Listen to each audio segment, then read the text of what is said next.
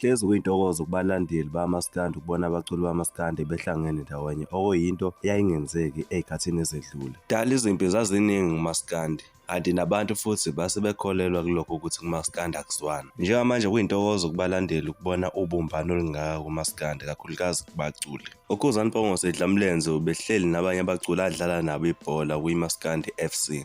Ubonakala ephanga ipapa kabe kabi. Abalandeli babe sebemncokolisa bathi, awu, umuntu ohamba iy'moto zama-1,000,000 udla ipapa.